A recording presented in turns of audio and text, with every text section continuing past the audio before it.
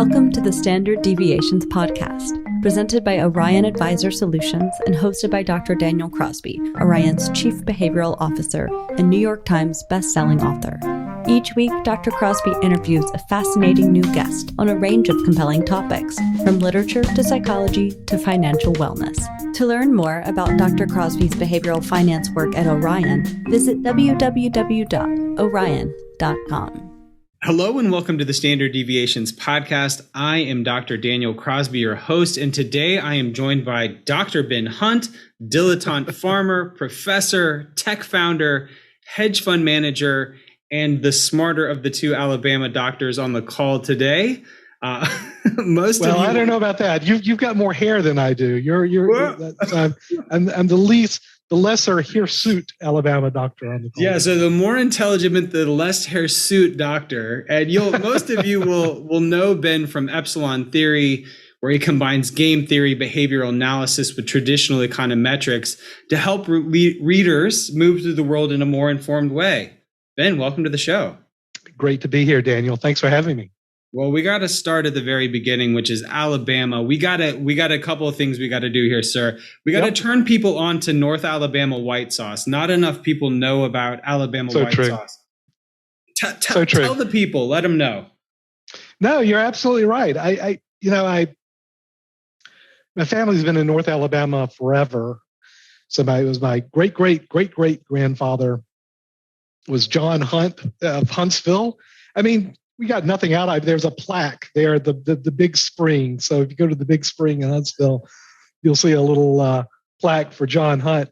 You know, he's just a guy who put his shack up, on the at the big spring. But my family's up there for forever, and my dad and my mom, they moved down outside of Birmingham when I was born, and so grew up there. But yeah, North Alabama is absolutely my home. It's an amazing place. So how did growing up in Alabama shape your thinking, your trajectory, your professional life? Because maybe I'm projecting here. No, definitely I'm projecting. But it's been really, it's been really formative in how I kind of move through the world. And I have this sort of approach avoidance relationship with being from Alabama, which is perhaps like just part of it. But how has it impacted the way you move through the world? Yeah, a couple of ways. I'd say that I went undergrad up to Vanderbilt in Nash Vegas. This would have been 82 to 86. And without a doubt, I was the most, and I'll talk about kind of our typical kind of spectrum here of liberal conservative, right? So I was definitely the most liberal person I knew at Vanderbilt. And then went straight up to grad school up at Harvard. And without a doubt, I was the most conservative person I knew up at Harvard. And it's a grounding that I think has served me in good stead, because I've been up here north forever now, raising our kids and the like. So there is there's a quality to Alabama. I'm going to call it small c conservative to differentiate it from the political notion of conservatism, which I think is, well, we could talk about what I think about that later. But it's a small c conservatism that I think combines well with what is actually a small l liberalism that I got from my education in the South. So that's been the hallmark of everything I do, right? It's a small c conservatism combined with a small l liberalism that I think is my notion of what Alabama is, what Alabama means to me. And I'll tell you one other thing, that Daniel, this is kind of true, especially in my younger days, right? Is that one of the nice things about being from Alabama and then kind of leaving the South to go do whatever, right? Is you're constantly underestimated, and that's a big advantage, actually. I think that's where it shows up for me the most, is when I finished I finished my PhD in my late 20s, and I started pretty quickly to get out on the circuit among advisors and working in the industry. And it was like the way that people were disdainful of where I was from and the way people kind of looked down their nose at where I was from, it sort of redoubled my commitment to say, look, I'm going to show you, like, I'm going to be be the smartest guy in the room. I'm going to prove you wrong. I'm going to give you the best speech of your life. I'm going to make you see the world in new ways. And all these things from a guy who you just said, oh, I can't believe you had some shoes to wear to this thing, or, whatever. It's this siege mentality that I've kind of taken, throughout my professional career, which I don't know, has good and bad sides, I'm sure, but it does have good and bad sides. But Daniel, that's so right. You're right. It does have good and bad sides. It reminds me of, I guess Michael Jordan was the one who most famously did this, right? Who would find some motivation before going out to play, and so it's there are elements of life and career where you have to, where you're sort of with that motivation, and so the motivation to show someone wrong, right, is really powerful. And I've absolutely felt that. Absolutely felt that my whole life. Yeah, but bulletin board material, as they call it. So, Ben, we could talk about, so everyone, be nice to people from Alabama. We're going to move on now, but be nice to people from Alabama. They're going to move to the world with a chip on their shoulder and go try white sauce. It's delicious. So one of the phrases that sort of brought you onto my radar was, why am I reading this? Why am I seeing this? Why am I hearing this now? And this has become sort of one of your mantras. You're all about the narrative. Can you talk about this idea of why am I seeing or hearing or reading this narrative now? And the reason for this call to greater thoughtfulness around timing? Yeah, well, you mentioned kind of a lot of the different things I've done in my career. I was a professor for a long time. I started a couple of tech companies.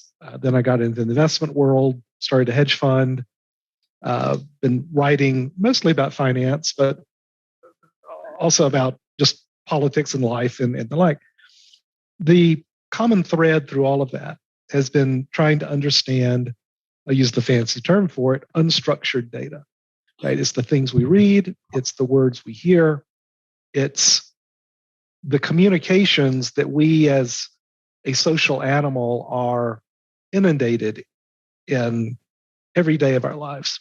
Every day of our lives, we receive thousands of messages that are unstructured. And the focus of my work around unstructured data has been to understand that there is a structure to unstructured data. We call it narrative, right? It's a story, it's a script, it's an arc. And the example I like to use for this is, I watch a lot of TV. so the TV show Law and Order, there've been over 600 episodes filmed of Law and Order. And I won't say that I've watched all of them, but I've watched a fair number of them. But the interesting thing about Law and Order is that there are only a dozen scripts. There are only a dozen scripts for all 600 episodes. And there are similar structures to this to every movie you've ever seen, a 3-act structure to every movie you've ever seen. Right? So take whatever, any movie you like, type in Google that movie plus 3-act structure, and you'll see the structure that somebody has printed out for it. The point being is that there is a structure behind all the things we read, all the words that we hear. And the decision of how to create that structure, what type of structure, how you want to present the news to you at any point in time, is an active decision. And so the question, why am I reading this now, is to step back, try to create a little critical distance, and to think, well, why did the writer of this article choose now, today, to present this information to me? Because one of the things I think is the hallmark of our era today is what I like to call fiat news. Right? It is opinion presented as fact. Hmm. It would be facts that are chosen and presented in a way to support a particular opinion. Nothing necessarily wrong with that at all. This is the human condition. This is what we do. We tell these stories. But the goal here is to arm yourself to maintain that sort of critical distance, to maintain your autonomy of mind against, frankly, the weaponization of narratives that we've seen and chronicled over the last decade, increasingly over the last few years. It's such an important first step, right, in maintaining that autonomy of your own mind. Yeah. So I love this phrase, autonomy of mind. And so when we're applying this, why am I seeing this mentality to try and entertain this autonomy of mind? I guess my question is, how do we walk the fine line between sort of foolish credulity on one hand and just believing, walking sort of happily through the world?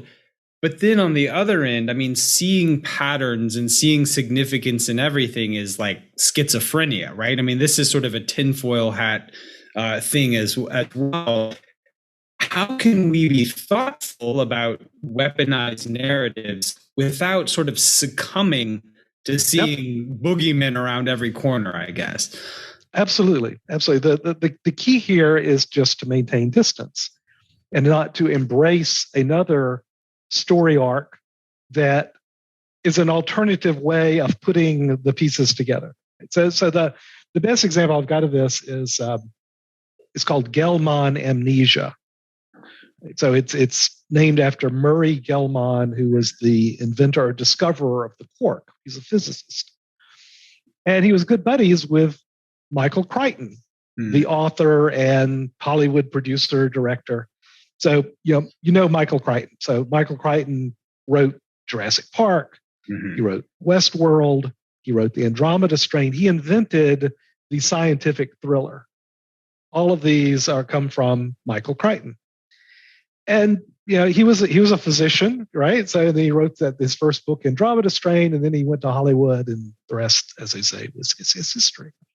But Crichton was giving a talk, and he was saying, I came up with this phrase. I call it Gell-Mann amnesia after my friend Murray Gell-Mann, because we were talking, and he had been reading one of the trade magazine, the trade rags of Hollywood, about something that happened in some movie. And Murray was talking to him about that, and Michael said, no, it's all wrong. That article was totally wrong. Oh my God, they got the facts wrong. They got the causality wrong. It was just crazy how wrong that article was.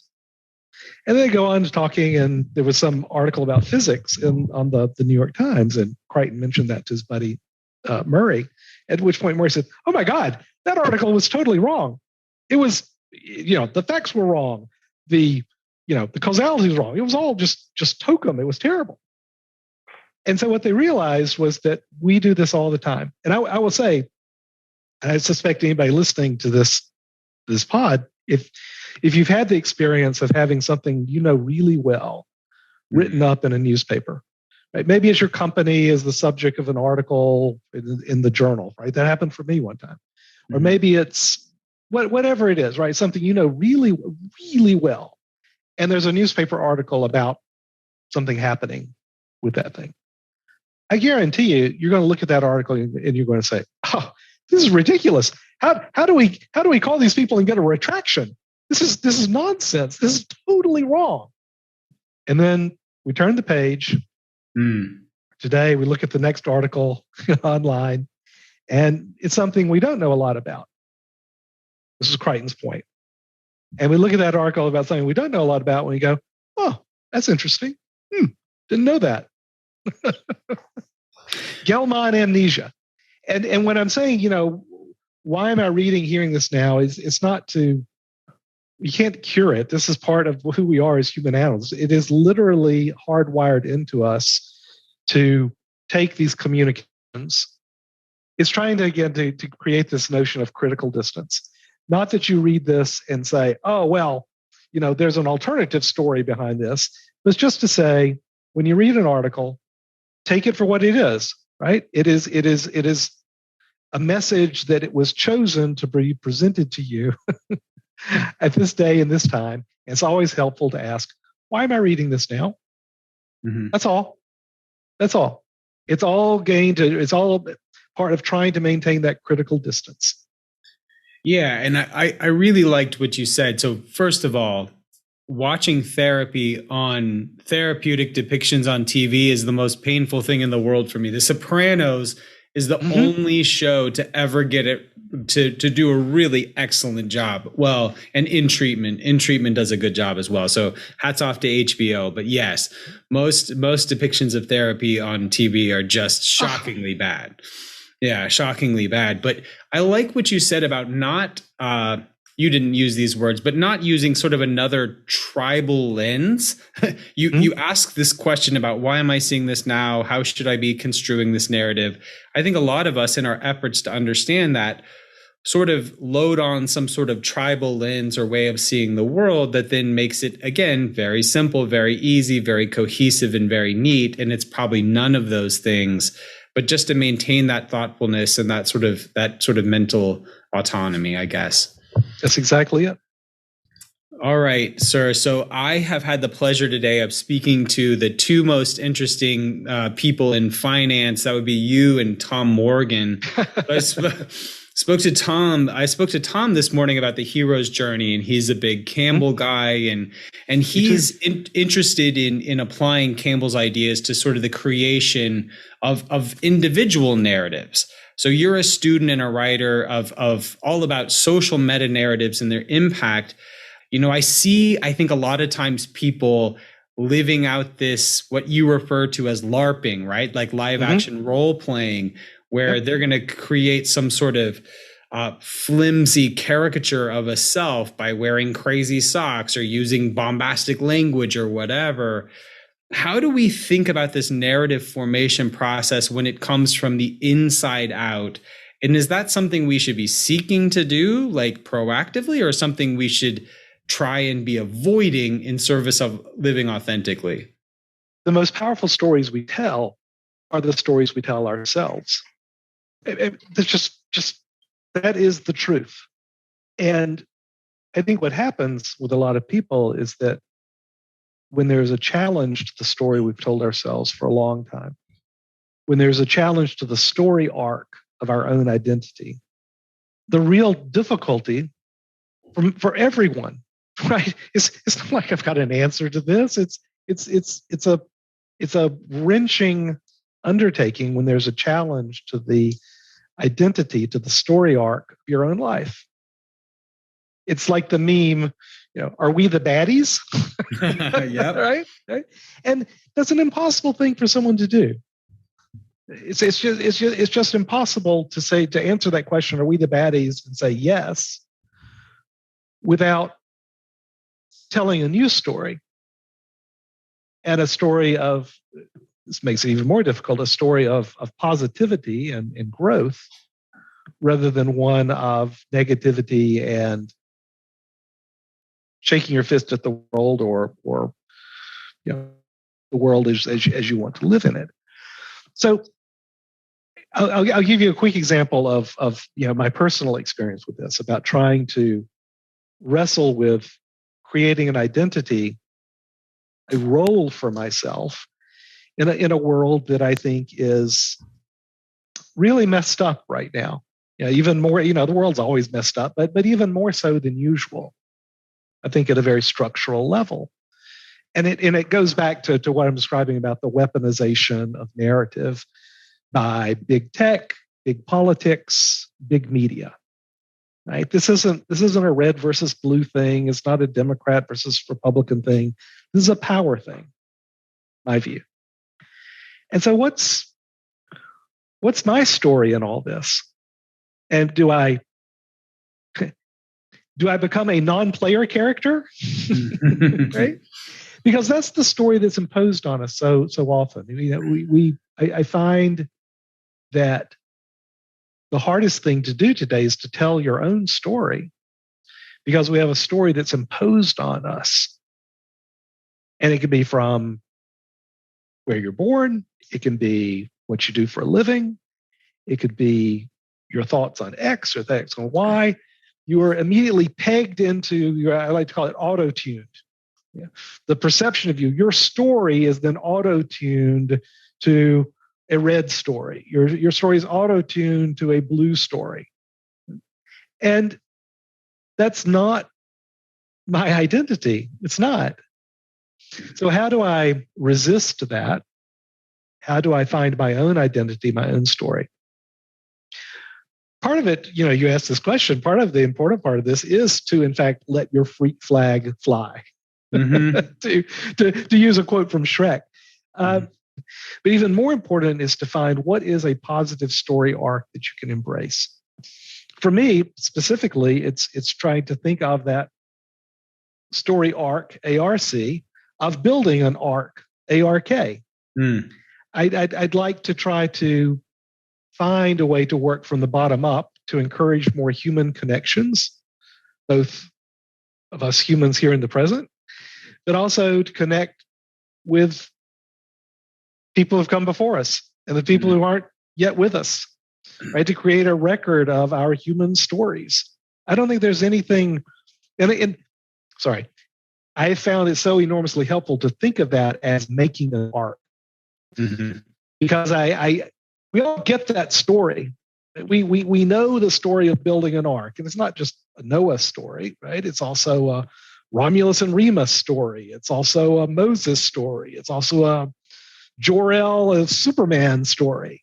So it's one of the old stories, a story that's been told millions of times throughout human culture. I think it's a story that's literally hardwired within our brains. And so being in sync with one of the old stories like that gives my actions a reconciliation with my identity that is just an enormous source of positive energy for me. So that's how I'm trying to wrestle with it. But in general, that's why I think it's so important. I don't think there's anything more important than finding what your identity is, living that identity authentically. And the only thing I'd add is to find what is the old story that is in sync with that, so that you can tell that story not just to others, but you can also tell that story to yourself in a way that continues to resonate and give it strength. So first of all, I think we've found the name of this podcast, and it's going to be Bin Hunt, Let Your Freak Flag Fly. I think that's going to be nice. The name. I would embrace that. I would embrace that entirely. The name of this podcast. But I think about is it Sartre that talks about the waiter who acts too waiterly? He goes out to dine at a French cafe, and there's a waiter whose every element of his dress and every element of his speech and his movement is, waiterly. I don't know the French, how that translates from the French, but, he talks about someone who's basically living a caricature of what it is to be his job. But then I also see people who, in reacting to that thing, become sort of the mirror image of that. And I don't know that it's any more, authentic. If you become the anti-waiter, right? Instead of being the corporate drone, you're the guy who wears the funny shoes when he talks. And I don't know that it's any more authentic or any less reflexive. So it is a tricky thing to figure out who you are authentically and to fly that freak flag, because so many narratives are being imposed on us simultaneously. Well, here's the way I like to think about this, Daniel, which is that your identity is not your day job, or it doesn't have to be. It's only your identity if you let it. It's only your identity if you let it be. I think that what gives human life meaning is the connection with other humans.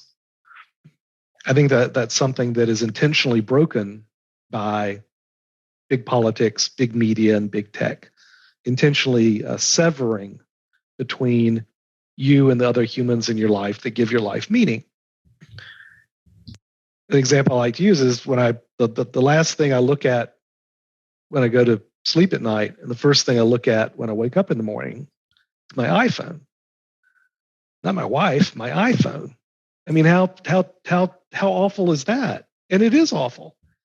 So what I'm trying to do in my own life and recommending to others is find ways to recreate these human connections while still being in the world, right? We have to be in the world, but we don't have to be of the world. That's an old Mormon statement, right? I think that's something that's I think there's so much wisdom in that. Yeah.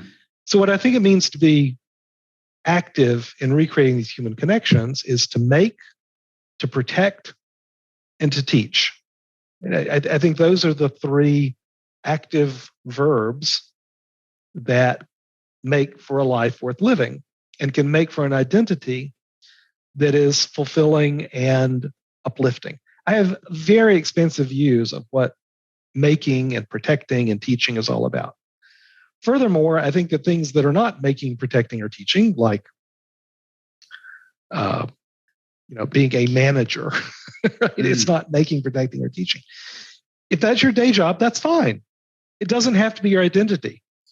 The question is, how do you find that identity, and not some cartoon of identity like, wearing the crazy socks or being loud in your voice or manner, right? How do you find an authentic identity of making, protecting, and teaching that will create for you human connections that can sustain a life well lived? Okay, so I've changed the name of the podcast now to make to make, protect, teach. I really love this. I like that. I'll just stick with this first one. I find that so much happiness is derived from creating something. And I think back on the meta-analysis that was done on all the self-esteem research. I'm very much of the generation where everybody was a winner and like everybody got a gold star.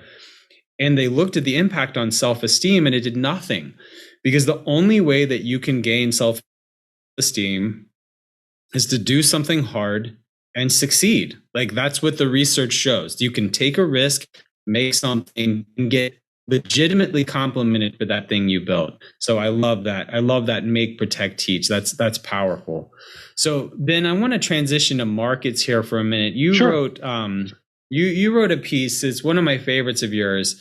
Hollow Men, Hollow Markets, Hollow World. And in there I'll encourage everyone to go check it out. You post some really, I think, illuminating graphs, and you examine how wealth and GDP, which grew in lockstep or relative lockstep for much of the 20th century, have become unmoored over the past 20 to 25 years. And I'll read a piece of it because it's pretty biting and pretty dang good.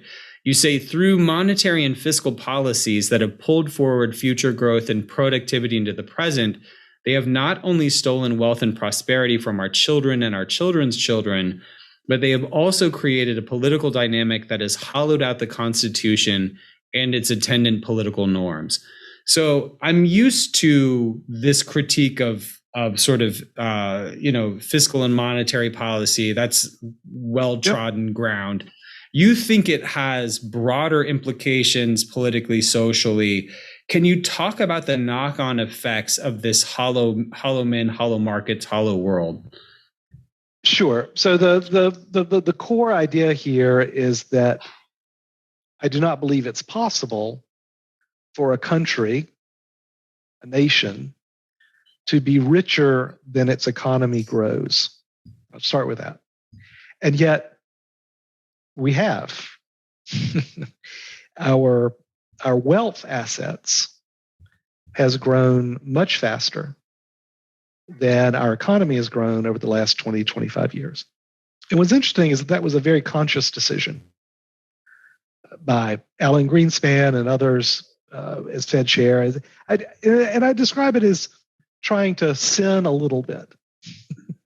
And what I mean by that is we'd come through a successful fight against inflation, and we had about a decade of what was called the Great Moderation.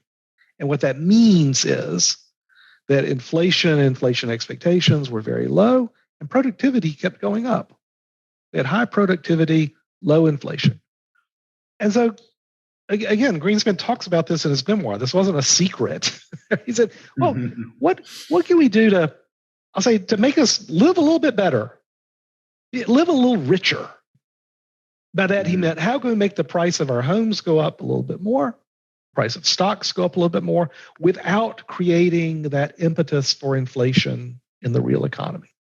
I said, I think I know how to do it. We can relax some of our financial regulatory apparatus, particularly around creation of derivatives, other stock market type stuff. We can also change some regulatory issues around home lending and mortgages, the ability to write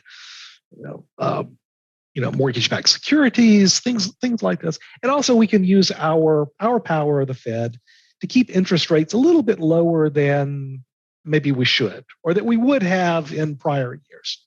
That's all I'm saying. And it worked. It worked pretty well.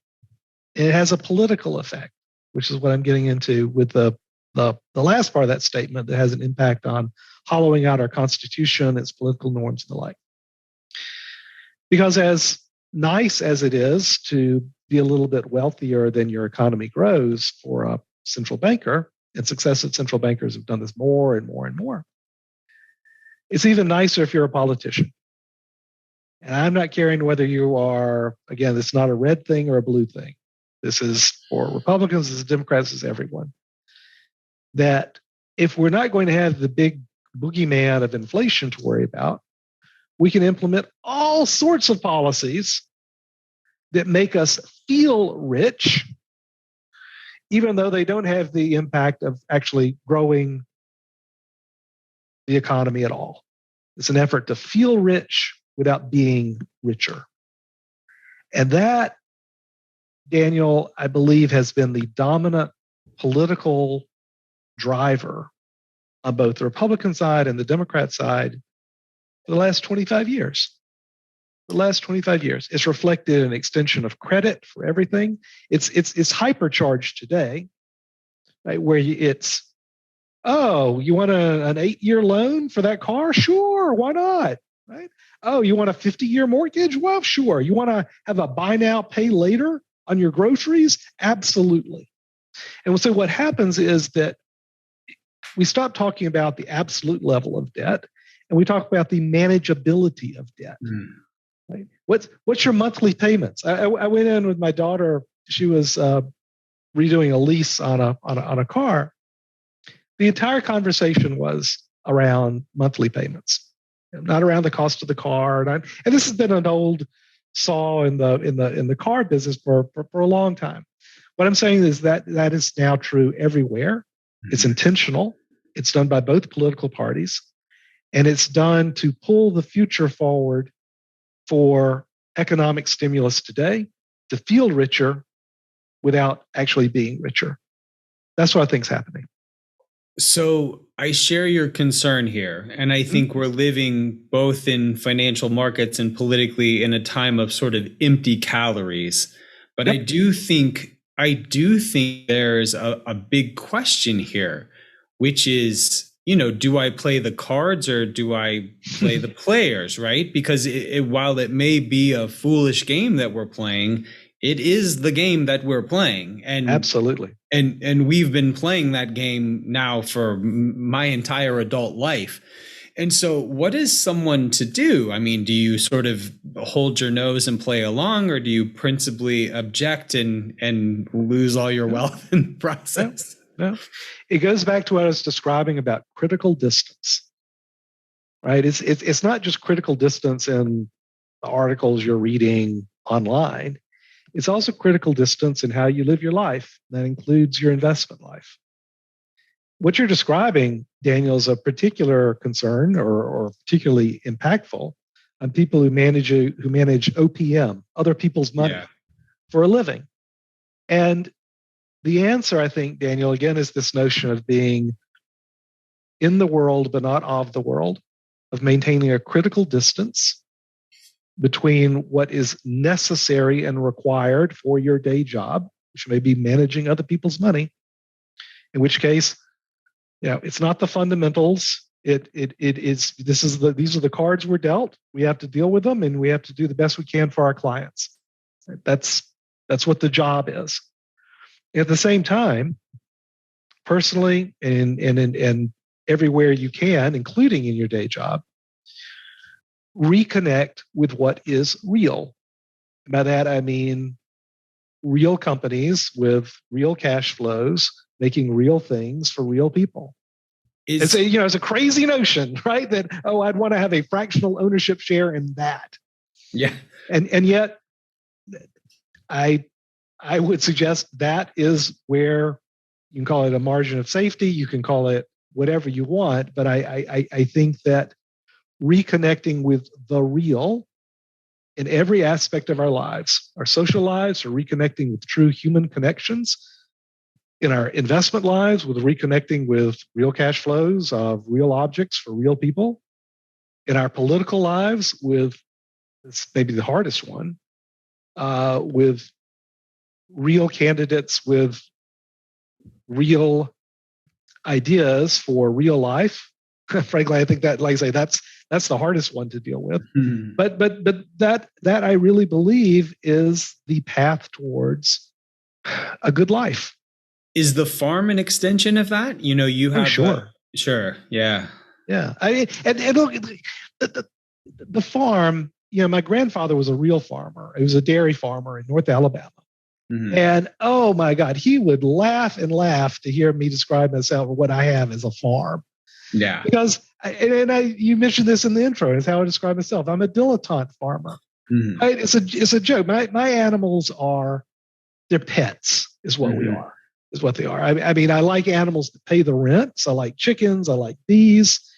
But the sheep, the goats, they're mobile art installations. That's what they are. and I say that laughingly. The truth of it, though, is that this is how we wanted to raise our children in an environment like that, where I don't take care of any of the animals. It's all been our kids. Now the last one's gone off to college, so my wife and I have got to figure out how we're going to take care of ourselves. But whether those animals lived or died was on them. Mm-hmm. And understanding that, no, every day you are up and you're taking care of these animals, and every night before you go to bed, you're taking care of the animals. And that is your responsibility. And the connection you have with these animals because of that is going to be one of the most wonderful, sustaining things you will ever have in your life. They're two sides of the same coin. Yeah. And so, yes, it was a decision we made for how we wanted to raise our kids. And for me in my writing, it's been a decision that has given me these insights on how do you actually connect with the real. My family has a farm. My great grandparents were peanut farmers in South Alabama, and we still have a family farm down there. And it's wonderful to get down and see my kids connect with the earth and everything there. That's beautiful. Going back to this idea of a voting machine and a weighing machine, I've always thought that there would be moments where we would sort of escape these empty calories, the hollowness of these markets and some of these ideas, and be brought down to earth. Is this just the world we live in now? I mean, is there any going back to this real? No, I don't think there is in the Potemkin village world of markets today. I just don't think it's possible. So your quote, of course, is supposedly it was attributed to Benjamin Graham. Actually, Benjamin Graham never said that the market in the short term is a voting machine and the long term is a weighing machine. Warren Buffett said it, attributing it to Graham. But we've looked at this and we actually don't find that Graham actually ever said that. It's kind of Buffett's interpretation. But that's how most people have thought. People who've invested on fundamentals say, well, in the short term, it could be narrative, whatever. But in the long term, it's a weighing machine that value will out. And look, I used to believe that. That was my faith I was the church of the value investor as well when I first got into this business. Absolutely, I was. And I became what I would describe as I'll call it and I'm going to use the phrasing that's used in professional economics or academic economics. I became a weak form narrativist. I think that's what most people still are today, a weak form narrativist. Weak form meaning, well, it's narrative in the short term, and the long term fundamentals will out. And then over my career, I became what's called a semi-strong form narrativist, meaning, well, actually those narratives they can stay away for active and dominant for quite a long time, but ultimately it's going to be the fundamentals of narrative. Honestly, Daniel, today I am a strong form narrativist. It's narratives all the way down. And the big moment for me was recognizing that even what we describe as value is a story. It's a story we tell ourselves. I mean, what is a multiple? What's a multiple? It's a story. We say that this multiple of 20 is okay, and this multiple of 4 is great. A multiple is a story. And recognizing that Wall Street's business is to tell you stories. That was the eye-opening experience for me as an investor, that it's narratives all the way down. So when it comes to managing other people's money, when it comes to engaging in these public markets, I'm a big believer in playing the player and not just playing the cards, to use the old poker analogy. And that doesn't mean that you have to, be a game theorist and all this other stuff. Not at all, right? It's just the other poker saying, which is that if you don't know who the sucker is in the first 30 minutes, it's you. Yeah. All I'm saying is don't be the sucker. All I'm saying is maintain this critical distance between the stories that you were told. And we are told stories every minute of every day in markets. Maintain that critical distance and always look to invest in the real. Yeah. That to me is the path again towards a life worth living, both for yourself and your clients as a money manager. Yeah. Well, Ben, these are powerful insights for life and for markets. Look for the real, be cognizant of the stories you're telling yourselves and yourself and the stories that are being told to you. If the listeners want to support your mission, now I believe you have a book coming out. Am I making this up? You have a book coming out? Hey, I think no, I don't have a book. I write constantly, right? That's the truth with a writer. I mean, it's a compulsion. I can't help myself. But I write tons of notes on our website. It's called Epsilon Theory. I'm at Epsilon Theory on Twitter. We now have literally thousands of notes, long form notes. These are, I think, pretty evergreen about the farm, about politics, about markets. So it's all Epsilon Theory all the time. And we've got a really active online community as well where we talk about all this. I miss online communities. I'm so pleased that you have one. I miss that pre-social media. Some of the best conversations I ever had were in these online communities where people debate ideas, and it's great to see that you're keeping that alive. So Ben Hunt, incredible thinker, wonderful Alabaman, promoter of all things white sauce, and helping us stay on top of our narratives. Thank you so much, sir. Roll Tide. War Eagle. Love it. Thanks for tuning in to Standard Deviations. If you can't wait till next week for more behavioral finance insights, visit www.orion.com. All opinions expressed by Dr. Daniel Crosby and podcast guests are solely their own opinions and do not reflect the opinion of or endorsement by Orion and its affiliates, subsidiaries, and employees. This podcast is for informational purposes only and should not be relied upon as a basis for legal, tax, and investment decisions. The opinions are based upon information the participants consider reliable.